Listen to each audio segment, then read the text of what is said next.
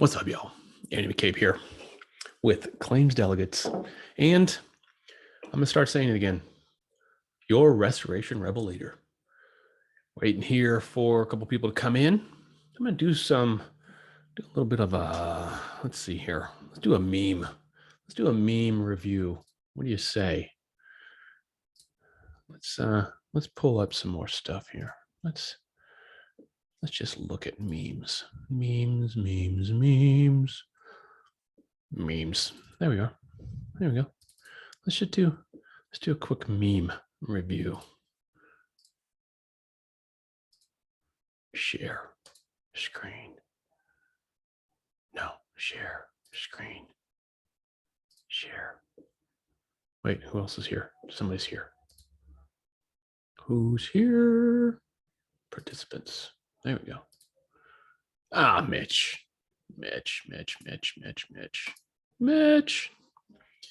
Joe Soars. Joe Soars.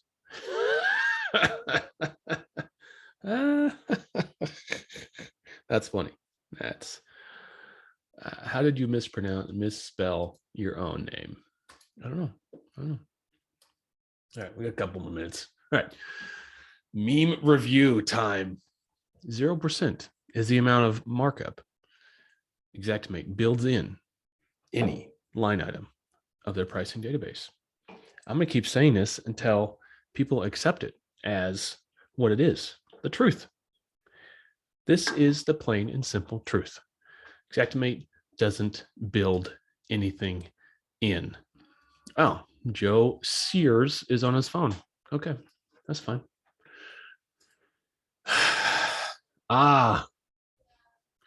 This is a shameless plug for claims delegates. Onboarded a couple new clients today. It was nice. Rainbow franchise out of Texas. And then, yesterday was 3 different clients, different areas. But I'm glad to see the messaging is getting out. We want to write your estimates. My goal, and claims delegates' goal, is to make contractors money. That's it, plain and simple. And if you're not making money, we're not doing our job. Plain and simple. Revolution requires participation. At the end of the day, nothing changes if you're quiet. And nothing changes if you just go along just to get along. And if you don't want to make any waves, well, you're not going to make a difference, are you? Me, I'm going to make some waves. Supervision. That is what's called a direct job cost. Xactimate instructs us for any direct job costs that we list them in the estimate. We account for them in the estimate. They told us to. Supervision is not included. They tell us it's not included. They tell us they don't include it. So unless you're going to start hiring robots, you need supervisors. Yeah, your name is actually misspelled. Actually, it's an O instead of a P. Mindset and then mechanics. This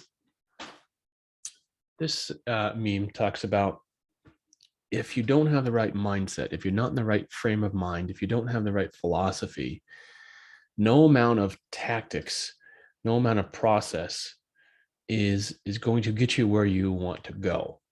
You've got to get your head straight first and then implement the systems and then implement the tactics.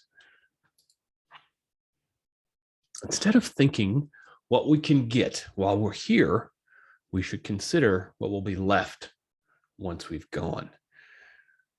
There are too many people out there with the mindset of getting theirs and getting out. And the number of fly-by-night, not even fly-by-night, just the people that chase who wouldn't even do what they do in their home markets. They fly in, drive for 3 or 4 days, bill, get out. It doesn't matter if the structure is dry to some of these folks. And this year, we're going to see another rerun. We're going to have some major storms hit. We're going to have some major disasters, and we're going to have some major goofballs show up to get their 4 days worth of drawing and get out. And then leave homeowners holding the bag. Really, honestly. I'm trying to make you a panelist there, Mr. Sears. Mr. Sears. Trying. There we go. Looks like you're in. Maybe you're in. I'm going to wait till 5 minutes after to start this thing. Never assume the adjuster has the training or adequate authority to equitably settle your claim. They likely have neither, especially these days. Next to zero training and no authority. That's the first question you should ask your adjuster. Do you have the authority to settle this claim? 9 times out of 10, they don't. They just don't. It's all going to have to go through a supervisor. It's all going to have to go through the next adjuster. So, Mr. Spears, welcome to the party. Are you driving? Where are you at? It's funny. I'm driving, so I'm like FE about to wreck my truck because I don't know where I'm going and I'm missing turns. Please don't wreck your truck. It's funny to say that about authorities and stuff because I actually just got done. I went by and saw one of my friends that's an adjuster today.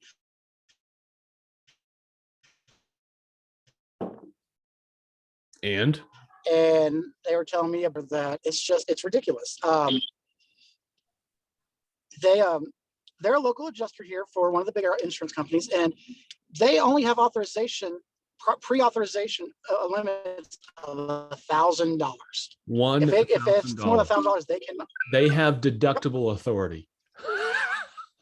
That's what I said. I was like, if anybody, I was like, you take your deductible out, it's not even worth filing a claim for another $1,000. And then they were telling me that, every time there's an estimate written, it has to go through their quality assurance check. And then after that, then it goes to a third person for quality assurance check as well. So there's always, on the reconstruction side, there's always 3 people reviewing the estimates before they'll approve it and process payments and stuff. But they are expected on the reconstruction side to get files turned around in 8 days. Whereas on the mitigation side, they are allotted 30 to 45 days, not from time of claim filed, but from the time the estimate gets turned in from the contractor to review and get back to the contractors concerning their mitigation claims.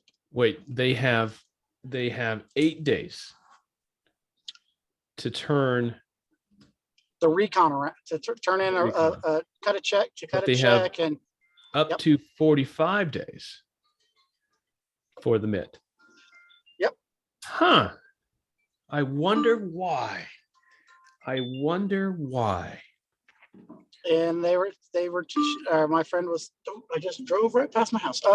My friend was told that, they're not worried about the mitigation because, reconstruction, no one starts recon until they have a approved estimate. But because mitigation is done first and then paid out later, there's no rush to getting the checks out to anybody because it's already been done and all. So what's the big rush on getting them reviewed? They've got no incentive. And that's why we got to start charging late fees. We got to start charging interest. Need to just start. Yeah. Need to start getting people financed to pay for their bills up front and then letting them wait the 45 days to get paid on things. Because exactly. I'm sorry, but I am not a bank. It's not my job to, it's not my job to pay for all the work. It's not my job to finance your projects 100% like any other. If it wasn't insurance related, I would just, get a deposit or something, but nobody wants to get money on a mitigation side. Yeah. Yeah. And I wouldn't do, look at what happened in Texas with the freeze. No one went down there without prepayment. No one went down there without deposits. Why would that need to stop once you come home? I think every MIT should have a deposit, at least a deductible. And, you know, if you know it's bad, you get $5,000. Get $5,000 right up front. Otherwise, we don't start the truck. Go get somebody else that's going to work for free. It's not And worth it. I think that's one of the big selling points that a lot of restoration companies try to use is they say, well, you know, we don't need anything. You know, no one has, you know, even $1,000 on hand right away for an emergency. It seems like anymore. So we'll just bill the insurance company. But I mean, Jesus, if you can't afford it, I mean, if the insurance decides, you know, we do all this work. Hang on one second. We do all this work for people under the premise they're going to get covered for insurance and don't collect anything from them. But then what happens when they don't get covered at all for nothing? And then they have to pay for it all out of pocket anyways. Exactly. At the end of the day, it's not our problem. It's not our problem. Hey, Mr. Gene Axelrod in the peanut gallery over here. Gene, get in here, man. Let's talk about this thing. Get in here. If you hear the wind blowing too much, it's because I'm looking at a roof right now. Oh, don't worry about it. Don't worry about it. All right, so yeah, let's start this thing. I'm gonna start her up. Let's kick the tires and light the fires, Big Daddy. Where is it? Here it is.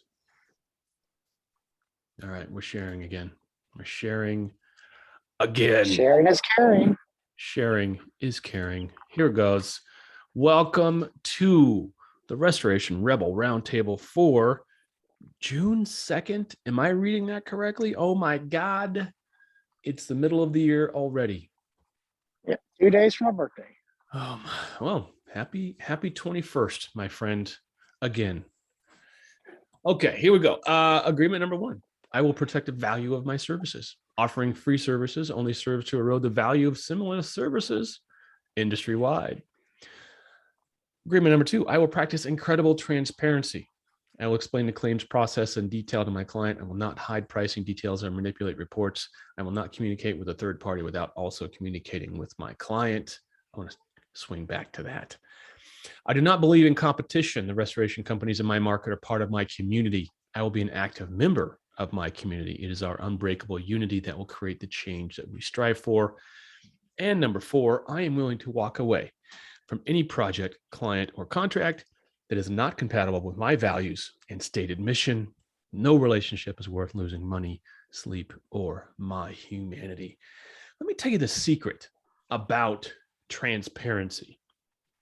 When you are 100% transparent with your client, when you educate them on all the steps of the claim process, when you educate them on what the estimate that you're writing is, and it's not really an estimate, it's a claim settlement tool.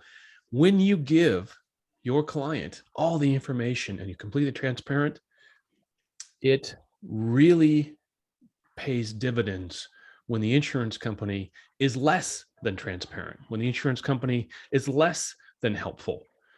So, you know, when we can either play the insurance company's game and hide everything from them and run everything by the adjuster before we run it by our own client, or we can let the client advocate for themselves through the education that we give them. Our transparency builds our relationship with our client. Our transparency only builds our case. It only solidifies our position on the moral high ground of the claims process. And that's what this is all about. We have to maintain that moral high ground at all costs. We just have to. So transparency. Man, I got had another client call with an appraisal yesterday. And that just goes to reiterate the fact that insurance companies are using the appraisal clause. They've weaponized the appraisal clause. And we are, as an industry, we're behind the 8 ball on this. We are not up to speed on what this means. And there are so few appraisers, qualified appraisers and umpires on our side of the fence that's why more and more carriers are going to the appraisal clause. They know they already have this thing figured out and we're playing catch up. So Go get educated in appraisal. Plan, PLAN, Property Loss Appraisal Network. Great place to go get educated on appraisal. I'm going to go take their classes. But at the end of the day, it does not rocket science. And there's no licensure. I think a couple states do, but there's no licensure or qualification to be an umpire or an appraiser. It's the wild, wild west. So add that to your mix of service offerings and become an appraiser and get on the list so we can know who the good guys are. Yes, Mitch, that's tongue in cheek. Yes, all estimates only take an hour. That's just how it operates. Hey, Joe, have you done any appraisal work? You have, right? I've never gotten the chance to be an appraiser yet. Nope. Or an umpire, nothing. I want, it's something I want to get into, but I've just never been approached or presented with the right avenues for it yet. Well, I would invite everyone that's listening and seeing this, everyone on the Facebook page, I would invite you to call everyone else in your market, your competitors, and say, hey, we're going to get sent to appraisal eventually. Everyone will. So put me on your list of appraisers, and I'll put you on my list of appraisers. And then, because that's what, guess who the appraisers are for the insurance companies? They're IAs. Then, and a lot of these IAs are treating the appraisal like it's just a rehash of the claim, which is 100% incorrect. And the vast majority of the umpires, if they're not retired judges, are independent adjusters. So, yeah, we have the entire claims ecosystem is skewed to the carrier's advantage because we're not up to speed on it. So I think everyone in your market should be on your list of appraisers. And maybe we should do a class on that. Maybe we should do that.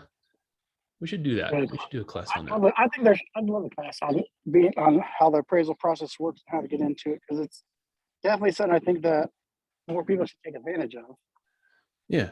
And well, Safeco is the number one offender as far as in my position from what I'm seeing. Safeco sends, they have a blacklist. I'm positive they have a blacklist. And if you're on that list and you do a work for their insured, they're going to send you to appraisal. Well, first, they're going to try to lock you out. They're trying to pay 25 cents on the dollar, 50 cents on the dollar for your MIT, and they're going to try to lock you out. But yeah, sorry, I lost my train of thought. I was trying to look over at what Mitch was saying. Safeco sends everyone they don't like to appraisal. And then they just ram it. They ram it down their throats. Their appraisers don't have any autonomy. They run, Safeco, make no mistakes, runs the appraisal process, period, end of story. And I've had a couple already, and it's not going to be the last ones. But it takes a very strong opposing appraiser to fight that. Otherwise, the homeowner and the contractor are just getting screwed, period. Yeah. So Mitch, what's your experience with appraisal? Well, I was involved in the 2011 hailstorm in Council Bluffs, Omaha, Nebraska. Pretty extensive hailstorm there. Boy, it was a great process. I had to deal with American Family there. There was a lot of policyholders with American Family. So we were constantly back and forth, and I would just go to the homeowner and go, hey, we got to take this to appraisal. You're never going to have enough money. Yep. And so we started going down those roads, processing of appraisal, and most of the time, I bet 99% of the time, American Family would hit and end up paying. Only twice did we end up going to appraisal. And the guys that we had there for appraisal contractors, I swear to God, like they were paid off or something by the insurance company. You know, I mean, it was They just know where their bread's buttered. They know where their bread's buttered. yeah, it really sucked. I mean, so, you know, we ended up, you know, getting probably 75, 80%. But But you know, that's not indemnification. exactly. And so there'll be a lot of pissed off homeowners, and, you know, literally, I am pretty sure, even when I was working for Nationwide as a TPA contractor, we did that for them too. We ended up, you know, having to go to appraisal as their contractor. Mm, And I bet they lost 15% of their clientele because we got the numbers back after that storm, because it was a huge storm. yeah. Two and a half year, 3 year storm. We worked on that stuff. You're talking about the was it a derecho? Well, what's that now? Was it a derecho or a tornado? No, it was hailstorm. I mean, yeah, we had all kinds of wind damage, stuff like that. There was no real tornado that hit the ground, but the nationwide one was in 2013. That's when they got really hit there in Omaha. Yeah, that's way back. That's a way back time There was machine. some juice in that one. Oh man. Well, I love jobs that I get sent out to that literally are a fucking joke. Sorry, I didn't mean to cuss my seminar. But I would like to learn more about, you know, I got other folks that I'm working with that want to know more about the appraisal process. And I know that you don't have to be licensed, you don't have to be, you just got to be able to be pretty damn savvy at what you're doing and know construction well and know the estimating policy and procedure to push through what you need to get done. yeah. Yeah. And the sad fact is most carriers think they run it. Most carriers they just railroad folks through the process. Well, I'm going through that right now with the State Farm on a mitigation claim where we saved 8,000 square feet of floor tile. And they're coming back and what's that? You saved it? Yeah, we saved it. The travertine tile. And the guy is like, and we're in an $18,000 drying bill. And he's trying to knock me down by $5,000. But it's a $40,000 floor. Oh my God. You know, and the guy has no sense. He's from Wardlaw. Yeah, those guys have no clue. Oh, that's where I gave a rebuttal today on this, and you know, just asked him to show the policyholder where in their file we could not contaminate equipment, where our monitoring hours, because they're like, well, your excessive monitoring hours. And I said, well, where's your standard for that? Show me where in the policy there's X amount of time only for monitoring. Right. Show me the standard. And he goes, well, it was and then we ended up, you know, 8,000 square feet. We added a lot of microbial because it took a solid 8 days to dry. Wait, 8,000 square foot of travertine that you saved for 18 grand? Yes. It's a bargain. I know. Bargain. You're like, shut up and pay it. It's a friggin' steal. Well, what they're not, I don't understand. I was thinking about this on my way back to the office today. Why are not more people suing? Why are there not lawsuits after lawsuits after lawsuits? Well, number one, because they're not educated in what their insurance company is doing. That's the number one thing. So I believe that the supervisor goes out there, and that's what they're fighting me on, is supervisor hours. Like, your supervisor saved you thousands and thousands of dollars. And you're going to bulk over $1,600 of our guys coming out there inspecting. Branch manager went out there and inspected. Assistant branch manager was out there and inspected. You know, they made multiple trips to this property to not pull the floor and go and create some drying strategy. Literally went into the basement, opened up the ceilings, trenched the ceilings is what we call it. You know, opened up a gap and inducted dry air into the underneath of the wood subfloor. This travertine is on. And I'm like, you're bulking on that? You're dumb. should have told us, you know, Well, they're not even making decisions. It wasn't their decision to make. They're Yeah. just regurgitating. They're just parroting what they're told to say. exactly. You know, and that's where I'm at with, you know, where's your authority on this? Yeah. When you got a lightning strike there? Joe, what are you looking at there? That's an old barn. What happened? Somebody called in and said they had wind damage to their barn and they needed me to come out and take a look at it. And I am not about to get up on this thing because my fat ass will fall through the crappy Oh, that thing's falling ridge system apart. here. Come on. They need to get an engineer out there to say you got to re-roof it. Yeah, I mean, normally I can look at damage and take a look at it, but if you look, I don't know if you guys see it over here. Let me go. Yeah, we see it. I see a big rip going at a 45 right along the side here. I'm trying to figure out. See that? Yeah, that needs to be I mean, it re-roofed. looks like somebody took a can opener to it. You know, Hover will get that thing measured up. I already got the measurements on it, but they wanted me to come out here and document hail hits and circle stuff, and they're out of their mind because I am not getting up on this thing. Hail Well, hits. like It's document your hail from the bottom It's side, missing yeah. roof. What do you mean hail hits? What's the point of hail hits? That thing needs to Look be at these- re-roofed. Oh, look at Thing that needs rod. roof. Ooh. Yeah. Well, no wonder there was nothing for the nails to stick to. Hang on, Well, Dave. look at all the. You can see all these nails just literally driven in to nothing. Ah.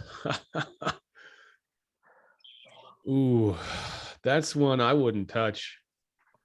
Oh yeah. I mean, well, I just drove an hour and a half out here to take a look at this because we got requested to look at it. And I'm Where are you like, located, Joe? Hope they're getting paid for that. Indianapolis. Oh, okay, because it looks awful damn flat. The house itself doesn't look like it's in bad condition at all, though. But Yeah, you should drone that. I think I they've mean, got. I've got all the measurements already, and sketch done on it and everything. But I had to come out here and give the physical look at it. But I mean, for this old of a house, I think it's in good condition overall. But that roof there, I'm going to touch it from that. No, it needs to be done. Needs to be done for sure. But yeah, I think it's going to take an engineer to get it paid for. Well, and I don't know. I was just told by my boss when I take a look at it, I don't know if this is a insurance adjuster wanting a second opinion, if it's a brokerage trying to sell the property. I don't have a lot of the details on it, but it's definitely was a waste of my time coming out here for this. Definitely. Well, that's what we do. That's what we do. What else we need to talk about today? I can go through my notes. What else? What else came up today? This week? Oh, I bought my birthday gifts, and 2 of them will be here. All the books we have. What'd you buy yourself? I bought all the books that we keep always talking about. I was like, I'll finally invest in my friends and buy some of the books. Nice. That'll keep you busy. That'll keep you going. So I've been thinking about changing careers. I've been doing this estimating thing, independent estimating, remote estimating thing since 2012. And part of me thinks that if I was going to make it, I would have by now. That's 10 years, right? It's a decade I've been trying to do this thing, and it's just not working. But I'm struggling with, what does a guy with 20 years of restoration experience do with the rest of his life? Yeah, how do you change careers? How do you change? I mean, I've tried to go work for restoration contractors. I've been fired by some good ones and bad ones. And so I'm not thinking restoration is something I need to stay in. And with the market the way it is, like the labor market, and everyone's complaining I don't have enough people. I'm wondering if I can just go change careers right now. And So do you know who Rick Herrera is? Who? Rick Herrera. Mm-mm. Okay, so he was an all states adjuster that went to state code that ended up going, I'm not doing this anymore, and then went into writing and consulting for contractors. It was on the other side of the fence, and now he owns a roofing company. And he's making it pretty big, And buddy of mine, he's out of Helena. He's out of Helena, Montana. And so he changed careers. That's what he did. He went the other direction and does real well. He has seasonal guys, that 40, 50 of them that roof with him, and they come up and out of there. And it's like, I don't know whatever your dreams are. It's everybody is like, well, how come you've never owned a business? Bitch, you know all this stuff and you've made all these guys a lot of money. And I'm like, that's not my purpose. I'm here to help and serve others. Yeah. I have everything I want. I'm like 61 years old, day after tomorrow or Sunday, shit, I go fishing every weekend now, man. I'm a hunt and I'm doing some other cool shit that a lot of people my age don't do. You know what I mean? Mm-hmm. And it was all part of being in this business, this industry. Well, I'm thinking I go get my GC's license here. Got ya. Where are you at? Oregon. Got ya. Central Oregon. You can make some damn good money. And just do that. I've tried my hand at public adjusting and just not had a lot of success with that. So yeah, I'm thinking that might be something. So I keep going on whatever I'm doing now, but open a contracting business and take jobs here and there and see how that goes. Because I know I can get the money built in. It can be a situation like this. Oh my God, I don't know how to do this.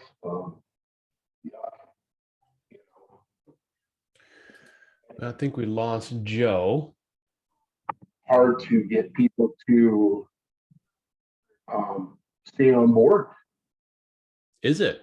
What do you Yeah, mean? well, I talked to a buddy of mine that they started a little restoration company in Helena, Montana. He did real well there. He's probably going to come to work for me writing estimates. He's kind of wondering what to do with his life. Him and a friend of his started up a restoration business. They're doing asbestos. Okay. Pretty specialized, pretty Yep. good money. I mean, if you know as well as I do, you can write an asbestos estimate. Boy, oh boy, there's dollars in that. Oh, those guys love it when I write their sheets. Oh yeah, I mean, I can slay it, and literally, insurance companies. Wow, I mean, everything's in order. So that's one thing to think about right there, because nobody really wants to do that. So I have a friend in Omaha, Nebraska that just is so freaking busy removing the asbestos tiles from roofs and schools. I mean, in huge jobs. I'm talking $500,000, $750,000 asbestos jobs, like from schools, hospitals, government buildings. This is money, and you're very specialized. And that's when you start biting off big chunks. That's what I like about that. I mean, we charge $165 an hour around here. My take on that is less than 50 points. It takes a long time to get to. It takes a lot of billable hours to get to where I need to be, and it just feels so slow. I'm just feel like I'm getting old standing still. So I'm in Clarkston right now, right across from Lewis, and there's literally a waiting line, for asbestos removal. There's only a couple of companies in the area. You have Washington to deal with all their liberal BS crap. And I'm sure Oregon's probably the same way, you know, Idaho and everywhere, you know, they got into it, you know, and I'm a survivor of Libby, actually, Libby, Montana, believe it or not, when it comes down to asbestos. So it's a pretty big deal for me and something on top of the list, but there's very few contractors that are out there. Mm.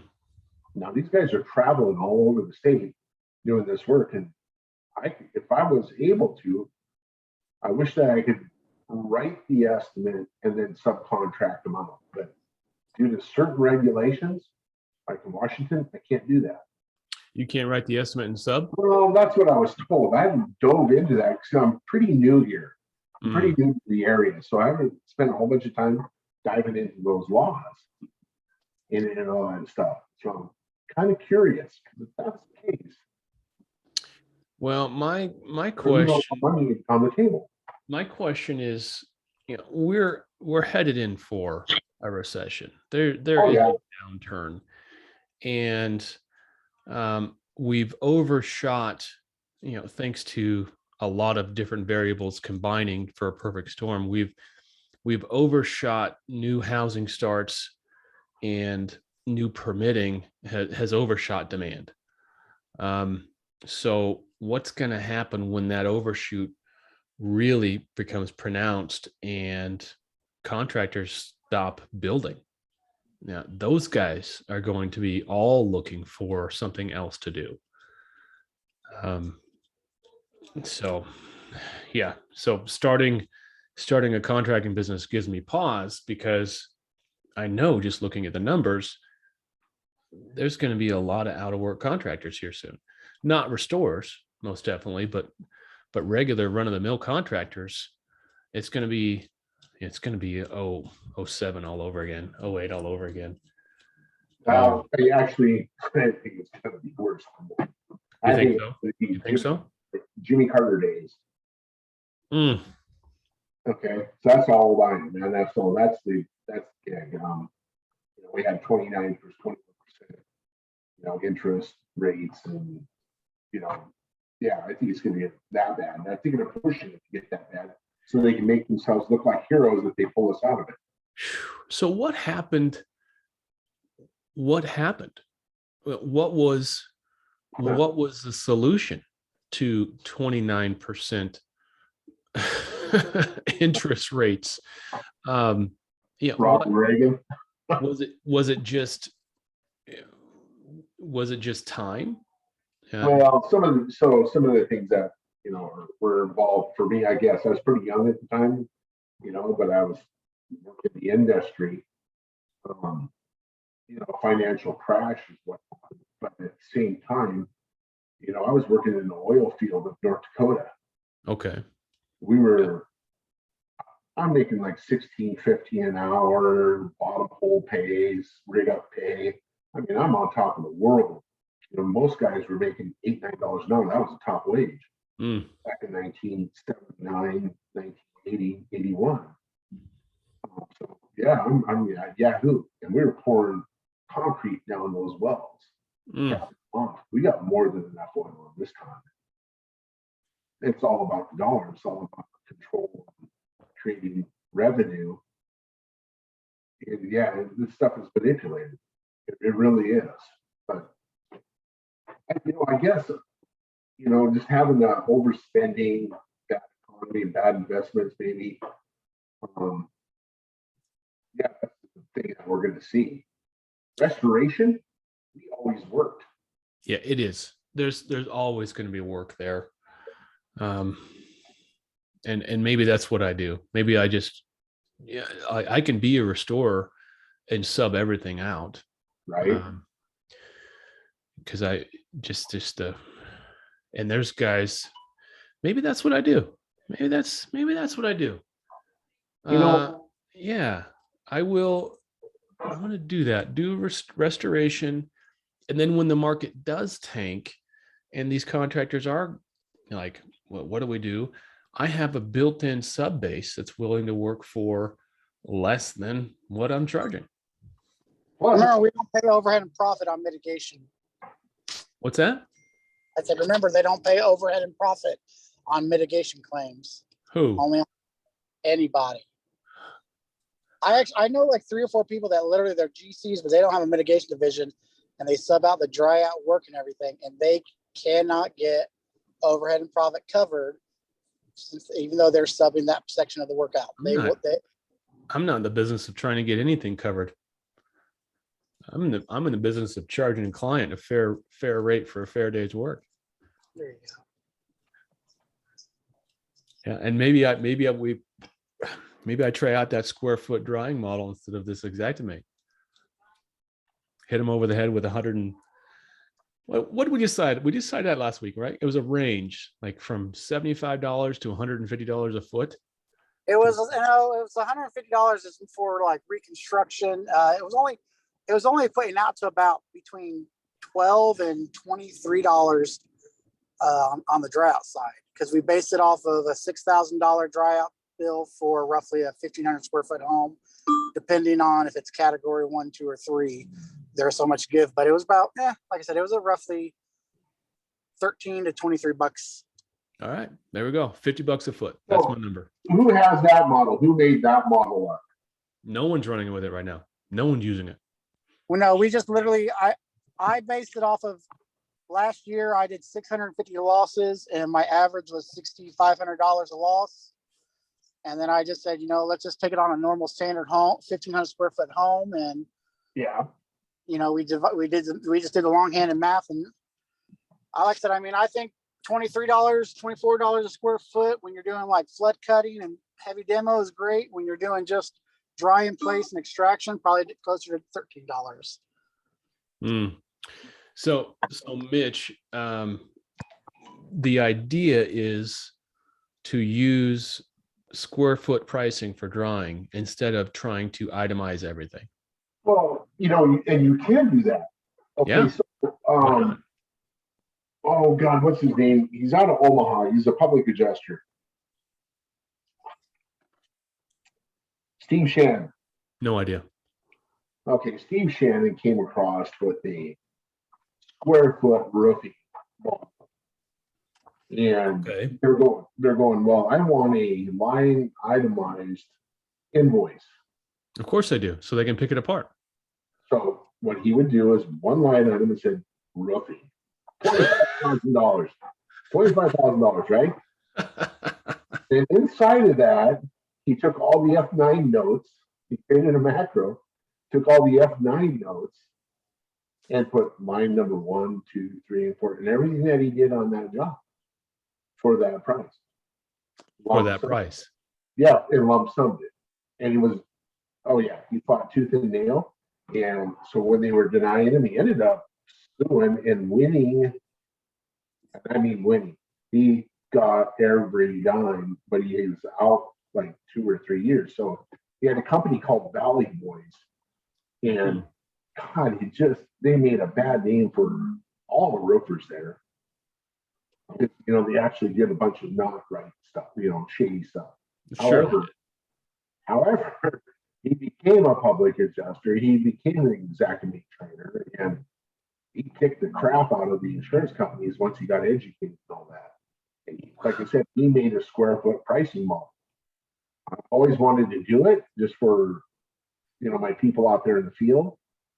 That well, it allows you to run more of a service business where your technician is 100% autonomous. He goes out to the job, he does the job, does a demo, sets the drying equipment, and says, "Oh yeah, Miss Smith, you know, according to my calculation, this much a square foot. I'm going to need $7,000 from you, or $5,000, or whatever it is, or $3,000 because it's a small one room, right? You got to have a minimum. There's got to be a minimum, and then he just bills right there, takes a credit card, and he's done. And it doesn't matter how long it takes to dry. Doesn't matter how much equipment he had to use. Doesn't matter how much labor he had to use. It's all built in. And then if he's incentivized properly by he gets a percentage of net, he is incentivized to do that job fast with little help and you know, get in and out. And Oh, there was a that's more company, like that'll work, I think. well, it does work. And there was a company out of Wichita, Kansas that did it. So they paid their guys. So they supplied them with the tools and everything. The guys had their own trucks, their own equipment and everything. They got 66% after cost. Oh, it's great. That's And great. these guys They're probably making north of $100,000 a year. oh yeah, they were $109,000, $120,000 a year technician. As a water damage technician. Argue And then and finally, fight. that's a legitimate trade. That's a Yes. legit They trade. literally would fight over. I get a category 3 loss. I called down. There were 7 of them. They each had different trucks. I mean, I had one guy, and they would argue and fight over the cat jobs. I had one guy that we had a fire we were doing all the camel woods. We had all the camel woods wrapped up in a pre-loss agreement contract. He jumped onto the fire damage, managed the entire freaking job by himself. They set him up with a room. He's over there by himself, hiring the subs, everything, running the job, cleaning it up. Of course. And banking. Everyone wins. That's how it was when I was working over for Roto-Rooter. It was, I mean, they were paying the lead technicians. They got paid 7% of the claim. The helpers were getting about 5% of the claim, and or the mitigation bill or whatever. And I mean, most of the leads were making 70 to, depending on how much they wanted to work, 70 to 100,000 a year. Most of the helpers were making every bit of 40 to 60,000 a year. And, unlike a normal traditional company where, oh, it's came in after hours, let's just go spike it and we'll get back to it tomorrow. These guys didn't want to come in the morning and work because they only had to come in when the job came in and all. They didn't just sit around the shop. They would literally fight over who got to be on call and who would work the weekends, because those were when you were making after hours charges. That's when they wanted to work. And they wanted to. The hardest part of that is the mentality of some owners that don't want to give up that profit. That's correct. You're correct. And so it depends on just how. I think one of the hardest parts about it is, like, when I worked at Roto-Rooter, for example, all we did was water and mold. It's a very simple process to have. But when you do a full service restoration company that does fires, or sometimes they help out on a reconstruction site or stuff, it's really hard to keep that commission in line, when you're having multiple different sectors of the industry working together. But I'm the biggest advocate. I think the whole industry needs to go to commission based. I think because there's no benefit to your guys as an hourly employee when they're dog tired at the end of the night to go out there and bring in an extra 2 or 3 air movers because that's what the job calls for. They'll be like, it's good enough, it's done. There's no punishment for them when they don't accurately, document the work that was done, or they're not, they're not providing the documentation we need to justify our bills and not have kickbacks. When they're not documenting things correctly and all, there's no repercussions for them on an hourly basis. On a commission based, oh, hey, you get paid. The way they would do is we get paid one week, and then when the bill finally got approved and the check got sent out and all, then whatever the difference was, if it dropped $100, then you're gonna give back $7 on your next paycheck to make sure you stayed at a balance 7%. And you'd be surprised how quickly, like, $20, $30 on our give back, no one cared, because everyone knows there's always a little bit of fluctuation. But give back, $60, $70 on a single job, you better believe those water techs were being in the office find out who messed up and how to stop it from happening again. Yeah, it's good for everybody. It just incentivizes everyone the proper way. So, yeah, the formula, if you can figure it out and work it well. So you got to know what your overhead is, 100%. You got to know your costs. You got to know your overhead. So, some people you got to be able to predictably generate that revenue, because you could get yourself in a world of hurt in a hurry if you're trying to ram things down people's throats and you get 10 claims in a row where yeah, you got paid by the insured, but now they're threatening to sue you because their insurance company is giving them 50 cents on the dollar that they already paid you. So there is some definite nuance. So, well, where you say that, like, so I wouldn't have my teeth done, right? Because I'm an old guy, and I grew up on the Indian reservation where my teeth were done very well, and I didn't get them knocked out, so that makes me a tough Indian. But so now, they didn't pay for everything. I had to pay out of pocket. So where does it say in their policy or anything that I have to be in line with the insurance company? It doesn't say that. It doesn't say that. Well, it is almost every single policy says something to the effect of you have to prevent further damage. You have to actively mitigate your loss. And so those costs of you abiding by the policy should be covered 100%. 100%. I just had a job here, so I use a custom price list in my Parkton, and then right across the river is Lewiston. And you wouldn't believe the difference in the price. I can almost throw a rock across the river here, Snake River. Big difference in pricing. Oh, huge. You should see it. Download the price list and look. You'll be shocked. You'll be amazed. So we created our own custom price list, which, is pretty cool. So I literally had a job in Pomeroy, which is up over the hill. It was the middle of winter, 4-wheel drive to get there, drifting snow. I write the invoice for $21,000 and change for dry down on a structure, about 8,000 square foot structure. The insurance company came back at like 11,000. Mm. I'm going, well, that's not going to work. The owner came in and paid me. Said, here's your money, full. I took the invoice. I said, well, here you go. Here's your paid in full. I said, send it to your adjuster. She sent it to the adjuster. The adjuster was not communicating with me within a matter of a day, called me up and said, well, we need to negotiate. I said, on what? On what? He's like, I need you to negotiate it down. And I said, well, I want you to read the policy where it says that the client pays the bill, that you're responsible to reimburse them. That was the end of the conversation. Yeah. I never heard from him again. And what's amazing is when folks like you and me that understand these things and have the balls to stand up for these things, when we do it, it works. But if you're not willing to have uncomfortable conversations with tension, you're not going to get paid. Period. Yeah, no, that's fair.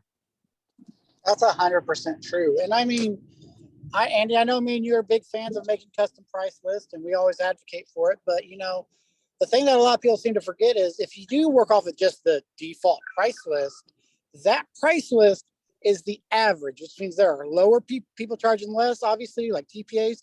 There are people charging higher. So the insurances do pay the higher prices. You just have to stand your ground and back up what you say. And I mean, there are some restoration companies out there that, I think are lucky they're getting the average price at times, but there are plenty of them out there that are doing premium style work. They are working in, you're working in multi-million-dollar homes and LAs and things like that. They're all, you absolutely are giving a higher quality product than, other companies might be, and that's you. If you have to just be able to justify your charges and stand your ground and don't back up down, because that's all they want. All they're trying to do is just to get you to give up some of your money that you're owed, because it's a game of chicken, and they are not willing to take that game all the way to a front end collision. But they will make you think that. That's bad. Let me show you this, and we gotta bail out. Here we go. Sharing my screen. Let's share that screen right there. Okay, so this is the Xactimate user agreement. This is the user agreement. You can see, you can go to this web address and download the user agreement for yourself. Correct. Yes. Section 11.3. Xactware does not warrant the accuracy of pricing information in price data. Price data are intended to be a representation of historical information to be used as, pause for effect, baseline or place to begin creation of an estimate. It's only a starting point. It's not even an average. It's a starting point. And what do you do from the starting point? You add to it overhead, profit, job costs, general conditions, everything else. Xactware has told us in no uncertain terms, it's not an average. It's a place. It's a place to start. It's a starting point, and it's on us to make it more accurate and make it more applicable to our local market. Period. End of story. So that being said, I've been hammering away on these Restoration Rebel roundtables for a little while now, and it seems like only 3 or 4 of us show up at any given time. So in order to get a little bit for my time, I would like to invite, I'm going to rebroadcast this, obviously. I would like everyone listening to know the claims delegates, that logo right there, and this guy right here writes Xactimate estimates for contractors. And we do a damn good job. So hit me up if you're interested. Let's talk about it. There's my commercial. Otherwise, Joe and Mitch, great to see you guys. Good to have you guys here. I got a question for you. So you're writing Xactimate estimates for somebody, and which I can do. Anybody can. Well, not anybody. Let me rephrase that. Sure. Not minimize anything you're doing. So now you're writing an estimate, and you got everything in there that is required in there. Mhm. Nothing out of the ordinary, and I'm not padding the estimate. Who does the negotiating if something has to go to negotiation? We don't. We're not licensed to do it. Gotcha. Yeah. It's got to be somebody with a license, either a contractor or an adjuster's license. Got it. And there are some states that I am licensed in that I could conceivably negotiate that document on somebody's behalf, but I'm going to want more money than Correct. Yeah. they're willing to spend. Got it. Yeah, because I mean, there are times when I'm like, just how I kind of have a formula that I work on. And every day that you wait on $1, you're losing $1. You know what I mean? And if they're going to come back and I'm at 8,000 or X, and they want to be at Y, and there's only a small margin. Like I had a $56 difference. The guy goes, if you agree to this, I'll pay it. I just want to show something. Literally, his name was Lee. I want to say family, which sounds really weird. Fat or FPH Lee out of Portland, the adjuster. He goes, if you waive this $56 fee. Oh, Lynn I Pham? will agree to it. Just so you can show it. Well, literally, that's what he said. I'm so sick and tired of playing this game. He goes, hey, let's just do this one. I'll check on the way. You up for it? Sure, man. I changed my invoice, You know what? And I'm not an unreasonable person. I'll make that trade every day of the week. But where people go wrong is a negotiation is 2 people moving off of their position. Right? And if you're just giving up money and they're not promising to pay you within 7 days, they're not fulfilling their part of the negotiation. You've negotiated, you've acquiesced, but they haven't given you anything in return. So it's a two-way street.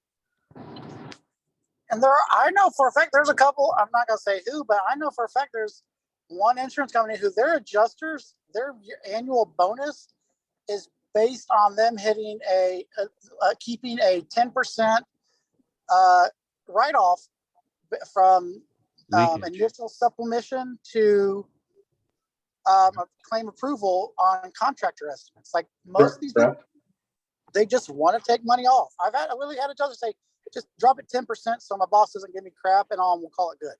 With no rhyme or reason on it. And that goes back way to the beginning of this whole thing. That assumes that every single contractor is lying to the tune of 10% on every single job. And at the end of the day, that's what happens. We're not dummies. If I see the same adjuster and he asks me the same question every time, what am I going to do the next time I see him? Oh, my bill is magically going to be 10% higher than it would have been. And then I give him his 10% and then I take my bill. That is lying. It's not. That's honest. How you get $6 Advil at the hospital. It's not honest. And so, yeah, don't get me started on healthcare. Ugh. But hey, you know what? At the end of the day, we're still here. We're still fighting the good fight. So anyway, keep real quick. What's as up, far as like a suggestion for a future roundtable discussion, or even like a little seminar or something, like I think one of the biggest issues also is like, we always talk about, know your overhead, know what your labor cost is. I'm not saying everybody, but I would guess that there's a good amount of people that have joined the groups here because they're trying to get money they need to make their business stay afloat, but they don't have the knowledge or understanding on how to figure out your labor burdens, how much because they've never had to be a real contractor. Yeah. And it's something that I think, honestly, if you could, either talk about it one day or, even if you set up something for people to join, I think there's a lot of people that would be interested in learning and understanding that, because that kind of math and everything, that's only, most time you have to go to school and get a business degree or something to understand that stuff. And your average contractor who decides to move into mitigation stuff, a lot of times they don't really quite understand how to figure all that out exactly. Did you pick up this book? I already have that book. Wow. I have that book. I have I have a couple other books as well.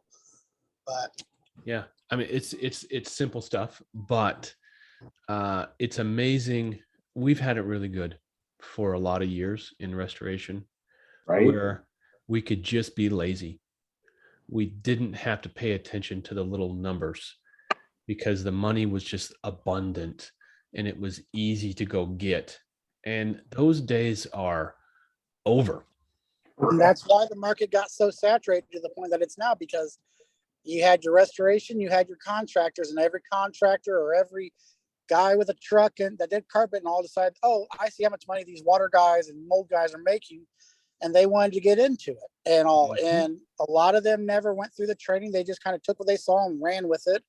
I can't tell you how many times I've seen jobs where literally like a category 1 and, oh, we flood cut the whole place. Why? Like, why would you? There was no reason to. Like, it could have just been dried out and stuff. And lot of it is. There's no money in simple dry in place. Oh, there's more money in my equipment running at optimal drying is 90 degrees. I don't want my homeowner staying in the house. I do a low, slow dry for an extra 4 to 5 days. My money is in my equipment. I make dick on demo. Like, you don't make a lot on demo unless you're doing category 3 and sanitation. If it's a category 1 and everything, like, dude, force dry as much as you can. Like, get the specialty equipment out. Like, those things are what make you the money. Yeah, I agree 100%. All right, boys. Hey, thanks a lot, man, guys. Appreciate you. We'll see you next week. All right, bye-bye.